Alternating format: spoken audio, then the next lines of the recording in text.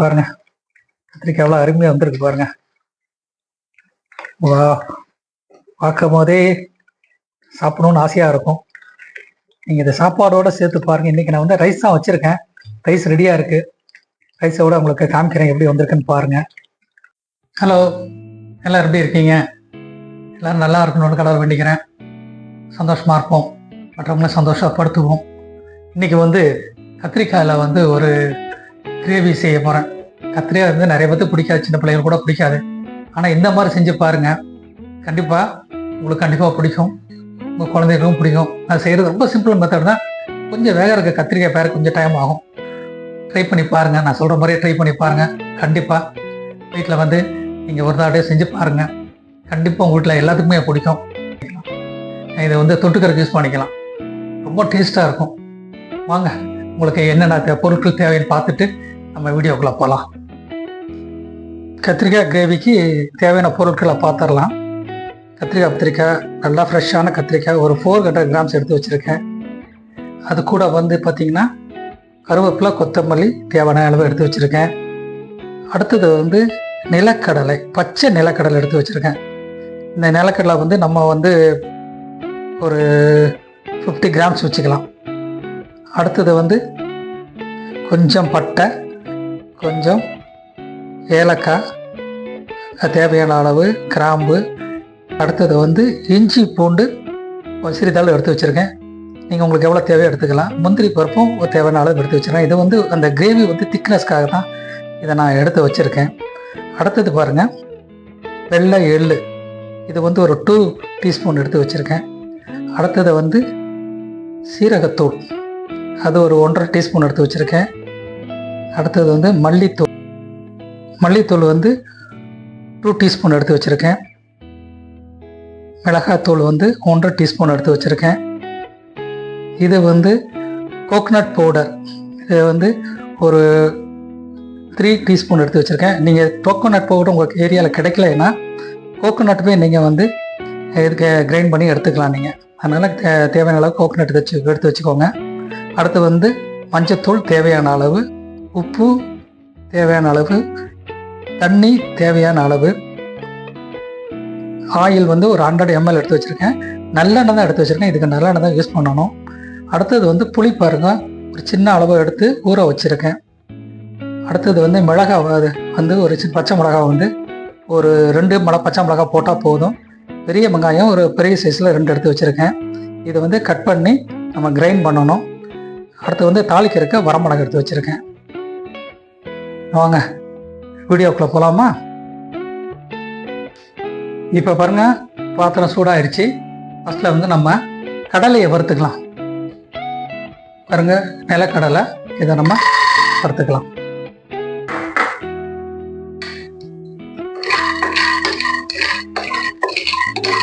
ஒரு 2 நிமிஷம், ஒரு 3 நிமிஷம் வறுத்தோம்னா போதும், கலர் சேஞ்ச் ஆகும்.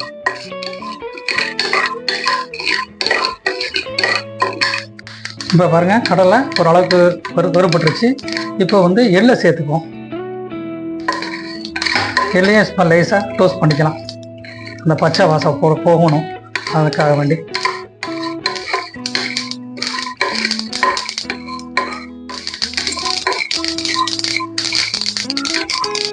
இப்போ இது கூட இந்த பட்டை, கிராம்பு, முந்திரி எல்லாத்தையும் கொஞ்சம் அதையும் ஃப்ரை பண்ணிக்கலாம்.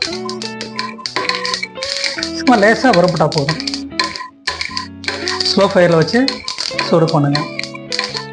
எதையுமே அந்த வறுத்து செய்யும்போது அதனோட டேஸ்ட்டு தனி, நல்லாயிருக்கும் பாருங்கள்.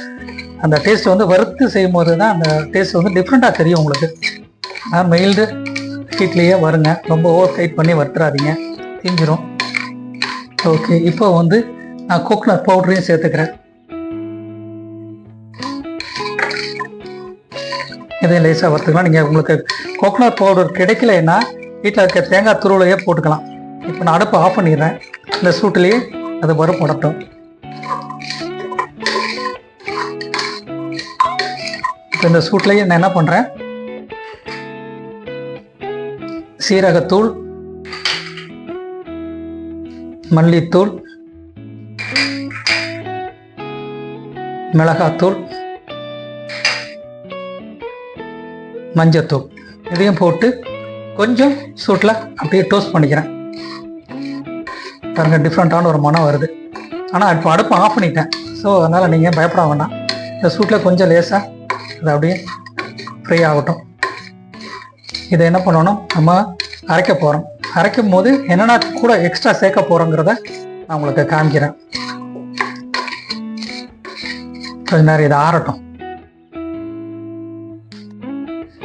நம்ம ஃப்ரை பண்ண அந்த எல்லா இன்க்ரீடியன்ஸையும் நம்ம இப்போ வந்து வறுத்தது எல்லாத்தையும் நம்ம கிரைண்ட் பண்ண போகிறோம். நல்ல ஒரு பேஸ்ட்டாக கிரைண்ட் பண்ண போகிறோம். இது கூட நான் வந்து நம்ம வெங்காயம் சொன்னான்ல, அந்த வெங்காயத்தையும் சேர்த்து அரைக்க போகிறோம். எல்லாத்தையும் ரொம்ப சிம்பிள் மெத்தட், டக்கு டக்கு டக்குன்னு செஞ்சிடலாம் நம்ம. அதனால் உங்களுக்கு இது ஈஸியாக தான் இருக்குங்க. ஆனால் டேஸ்ட்டு சூப்பராக இருக்கும், மாசாக இருக்கும் சொன்னால்.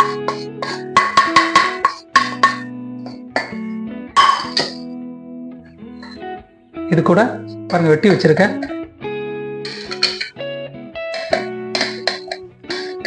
வெங்காயத்தையும் நான் சேர்த்துக்கிறேன். ப்ளஸ் கொஞ்சோண்டு கொத்தமல்லி இலை, அதையும் கொஞ்சம் இது போட்டு இப்போ நான் கிரைண்ட் பண்ண போகிறேன்.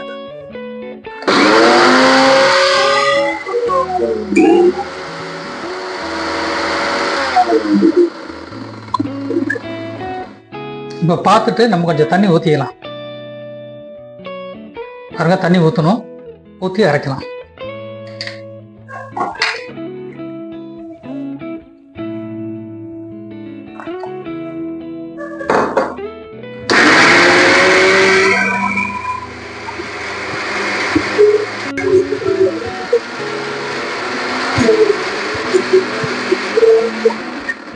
அரைச்சது போதும், பார்ப்போம் எப்படி வந்திருக்க, அரைச்சிருக்குன்னு பார்ப்போம்.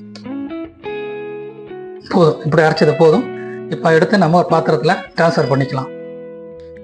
இப்போ பாருங்கள், அரைச்சி தனியாக எடுத்து வச்சிட்டோம். இப்போ இது கூட வந்து நம்ம தேவையான அளவு உப்பு சேர்க்க போகிறோம். ஏன்னா உப்பு சேர்த்து தான் நம்ம இதை வந்து நம்ம கத்திரிக்காயெல்லாம் உள்ளார வைக்க போகிறோம். அதனால் இதை மிக்ஸ் பண்ணிக்கலாம். நல்ல அருமையான ஒரு பேஸ்ட்டு, நல்ல வாசனையாக இருக்குது. அந்த கிரவுண்ட்நட்ஸ் நல்ல சூப்பராக இருக்குது. இது என்ன பண்ண போகிறோம், கத்திரிக்காய் வெட்டி நான் காமிக்கிறேன் பாருங்கள். அந்த மாதிரி வெட்டணும் கத்திரிக்காயை. இந்த மசாலா வந்து உள்ளார நம்ம ஸ்டஃப் பண்ணணும். சரியா?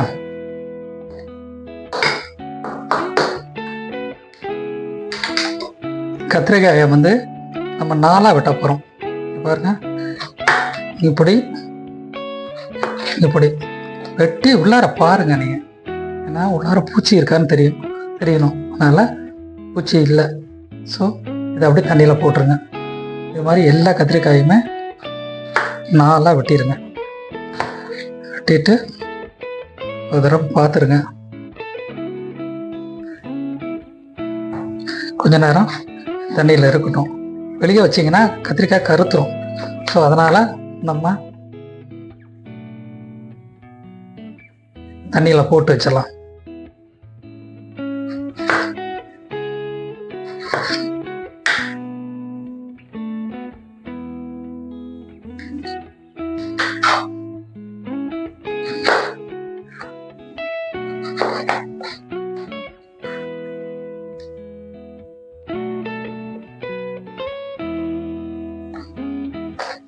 காம்பை இந்த மாதிரி எடுத்துருங்க.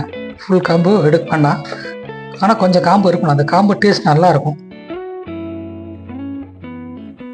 ஓகே, இப்போ அடுத்த என்ன செய்ய போகிறோன்னு பார்க்கலாம். இப்போ வந்து நம்ம கத்திரிக்காயில் இந்த மசாலா வந்து ஸ்டஃப் பண்ண போகிறோம். கையை நல்லா கழுவிட்டு நல்லா இது பண்ணிவிட்டு அந்த மசாலா எடுத்து உள்ளார வந்து நம்ம திணிக்க போகிறோம்.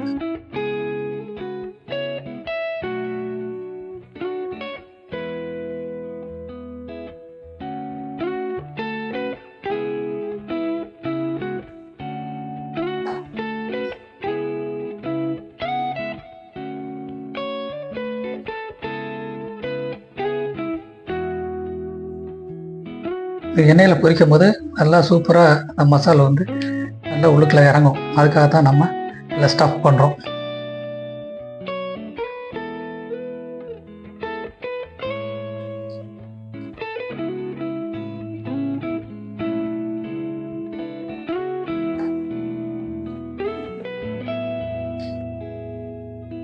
கொஞ்சம் பொறுமையாக செஞ்சால் நல்லாயிருக்கும். டேஸ்ட்டாக எந்த பொருள் சாப்பிடணும்னு சொன்னாவே கொஞ்சம் கஷ்டப்படணும், சிரமம் எடுத்துக்கணும் தான்.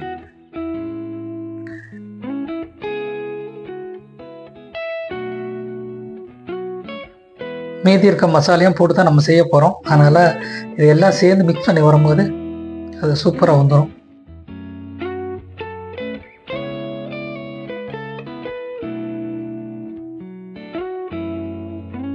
அவ்வளோதான். இது கொஞ்ச நேரம் அப்படியே இருக்கட்டும். நீ அடுத்த நம்ம அடுப்பை பற்ற வச்சு அடுத்த வேலையை பார்ப்போம். சரியா? பாருங்கள், எல்லாம் ரெடி ஆயிடுச்சு. பாருங்கள், சூப்பராக மசாலா போட்டு வச்சுட்டேன். ஒரு 2 நிமிஷம் அப்படியே அந்த ஊறட்டும். இன்றைக்கி நம்ம வந்து மண் சட்டியில் தான் செய்ய போகிறோம். சட்டி சூடு ஆயிடுச்சு.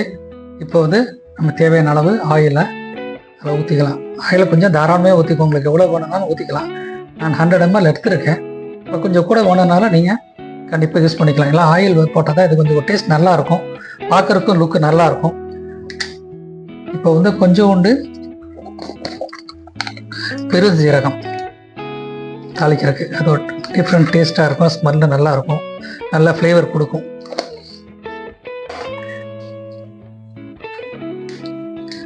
இது பொரிஞ்ச உடனே வரமிளகா போடலாம். ஒரு கருவேப்பிலை ரெடி பண்ணிக்கலாம்.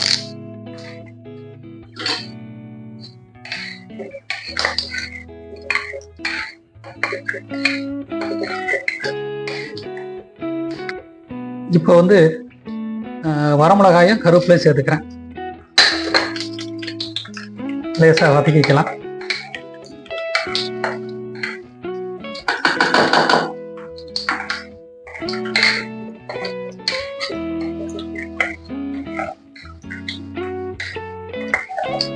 இப்போ வந்து நம்ம கத்திரிக்காயை சேர்த்துக்க போகிறோம். கத்திரிக்காயை அந்த எண்ணெயிலேயே வதக்க போகிறோம்.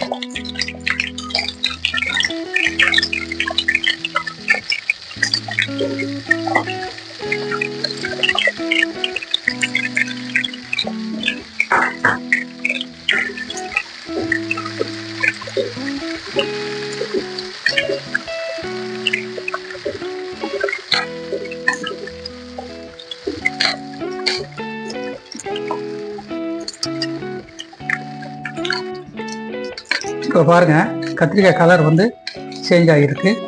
இந்த நேரத்தில் வந்து நம்ம மீதி இருக்கிற மசாலா இருக்குல்ல, அதையும் சேர்த்துட்டு நம்ம இதை அப்படியே ஒரு கிரேவியை ஃப்ரை பண்ணலாம். அந்த எல்லா கிரேவியுமே போட்டுடலாம். இந்த கிரேவி தான் டேஸ்ட் உங்களுக்கு.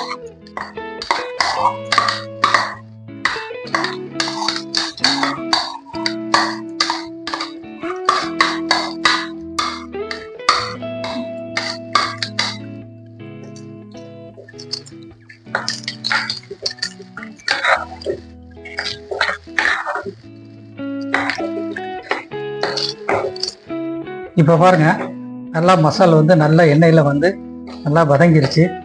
லேசாக எண்ணெய் விட ஆரம்பிக்குது. இப்போ வந்து கொஞ்சம் கவனமாக இருங்க, அடி பிடிக்காமல் பார்த்துக்கோங்க. ஏன்னா அடி பிடிச்சிச்சின்னா அந்த டேஸ்ட் மாறிடும், ஸ்மெல்லு மாறிடும். அதனால் கொஞ்சம் கவனமாக இதை இது பண்ணுங்கள். சப்போஸ் அடி பிடிக்கிற மாதிரி இருந்துச்சுன்னா கொஞ்சம் தண்ணி தெளிச்சிக்கோங்க. இப்போ நான் வந்து இது நல்லா வதங்கினதுனால தண்ணி ஊற்றி வேக வைக்க போகிறேன். நான் வந்து இந்த மசாலா அரைச்ச தண்ணி இருக்குல்ல, அதை ரெடியாக வச்சுருக்கேன். பாருங்கள், அந்த தண்ணியை நான் வேஸ்ட் பண்ணாமல் அந்த தண்ணியை சேர்த்துக்கிறேன்.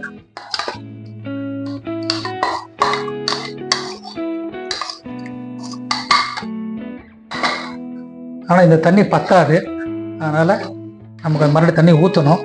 ஃபஸ்ட்டில் இதை வந்து ஊற்றி கொஞ்சம் அடி பிடிக்காமல் கொஞ்சம் கிண்டி விட்டுக்கிறேன்.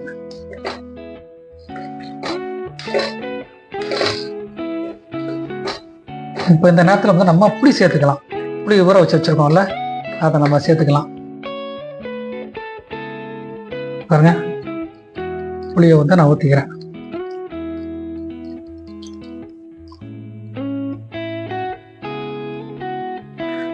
நான் எங்கள் வீட்டில் காரம் கம்மிங்கிறனால கம்மியாக தான் போட்டுருக்கேன். நான் உங்களுக்கு காரம் பத்தாது அப்படின்னு நீங்கள் ஃபீல் பண்ணிங்கன்னா தாராளமாக நீங்கள் வந்து காரத்தை நீங்கள் இன்க்ரீஸ் பண்ணிக்கலாம். ஒன்றும் தப்பே இல்லை. உங்கள் வீட்டு டேஸ்ட்டுக்கு தகுந்த மாதிரி காரத்தை நீங்கள், என்னடா இவர் ரொம்ப காரம் கம்மியாக போடுறாருன்னு யோசிக்க வேண்டாம். எங்கள் வீட்டில் நாங்கள் காரம் கம்மியாக தான் போடுவோம். அதனால் நீங்கள் உங்களுக்கு காரம் பத்தலைன்னு சொன்னால் தாராளமாக சேர்த்துக்கோங்க. இப்போ வந்து தண்ணி பத்தாது வேகிறதுக்கு, கத்திரிக்காய் வேகிறதுனால தண்ணி சேர்த்துக்கிறேன்.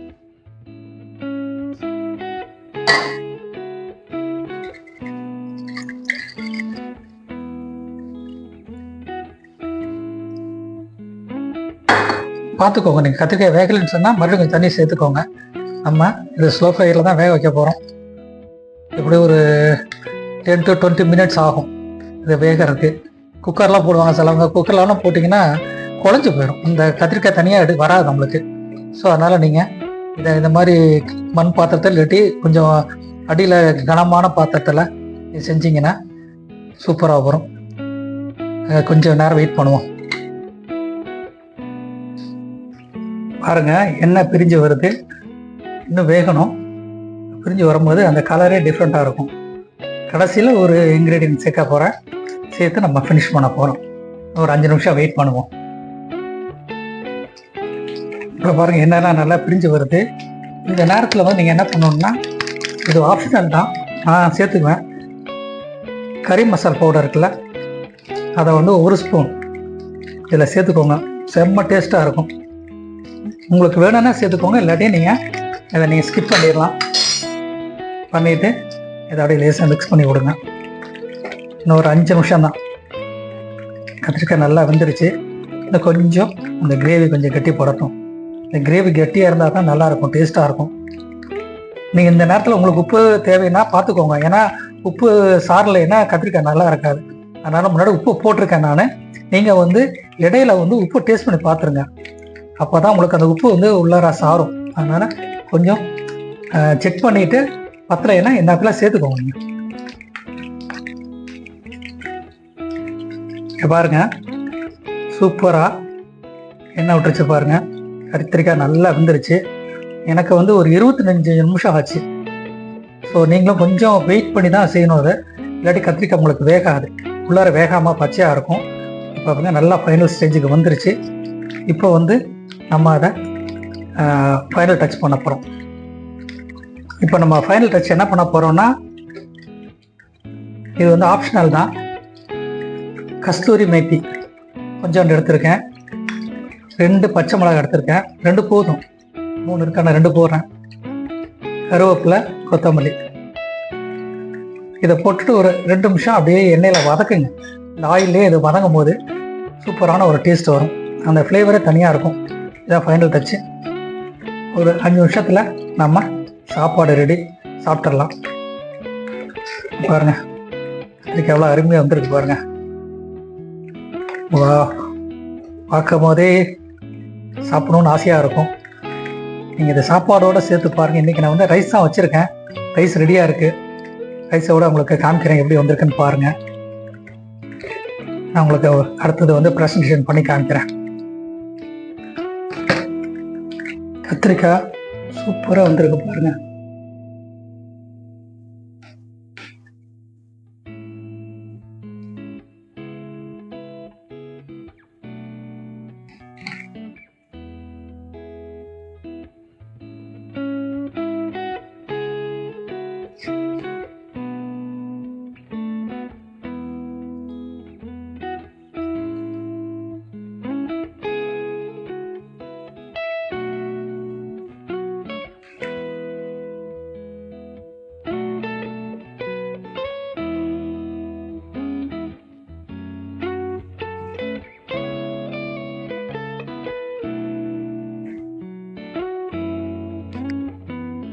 பாருங்கள், சூப்பரான சுவையான கத்திரிக்காய் கிரேவி ரெடி. ஃப்ரெண்ட்ஸ், இங்கே பாருங்கள், கத்திரிக்காய் கிரேவி ரெடியாக இருக்குது. இன்றைக்கி நான் ரைஸில் தான் சாப்பிட போகிறேன். டேஸ்ட் பண்ணிவிட்டு சொல்கிறேன். நீங்களும் கண்டிப்பாக ட்ரை பண்ணுங்கள், செமையாக இருக்கும். பாருங்கள், கத்திரிக்காய் பாருங்கள் எவ்வளோ அழகாக வந்துருக்கு. இந்த கிரேவியை பாருங்கள், சூப்பராக வந்திருக்கு. டேஸ்ட் பண்ணிவிட்டு உங்களுக்கு சொல்கிறேன் எப்படி இருக்குன்னு சொல்கிறேன். நல்லா சூடாக இருக்குது.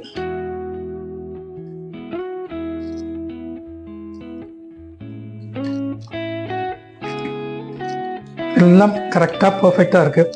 காரம், புளிப்பு டேஸ்ட்டு செம்மையாக இருக்குது. சாப்பிட ஆரம்பிச்சிங்கன்னா சாப்பிட்டுட்டே இருப்பீங்க. இப்போ கத்திரிக்காய் காமிக்கிறேன் பாருங்க, செம்ம சூடாக இருக்குது, நல்லா வந்துருக்கு பாருங்க. சாப்பாடோடு சேர்த்து சாப்பிடும்போது சூடாக இருக்குது.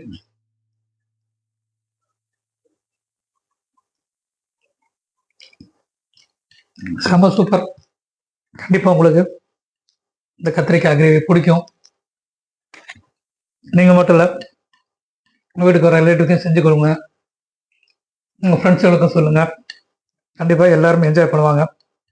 இதை சாப்பிட ஆரம்பிச்சிட்டாங்கன்னா கத்திரிக்காய் யாரும் வேண்டாம்னு சொல்ல மாட்டாங்க. அவ்வளோ அருமையான ஒரு ரெசிபி இது. கண்டிப்பாக ட்ரை பண்ணுங்கள். தொடர்ந்து எங்களை சப்போர்ட் பண்ணுங்கள். எல்லாம் எங்களுக்கு நிறையா ஃபீட்பேக் கொடுத்துட்டே இருக்கீங்க, ரொம்ப சந்தோஷம். தொடர்ந்து எங்களை சப்போர்ட் பண்ணுங்கள், உங்கள் ஃப்ரெண்ட்ஸ்கிட்டையும் ஷேர் பண்ணுங்கள். தேங்க்யூ ஃபார் வாட்சிங். அடுத்து இன்னொரு வீடியோவில் உங்களை சந்திக்கிறேன். தேங்க்யூ.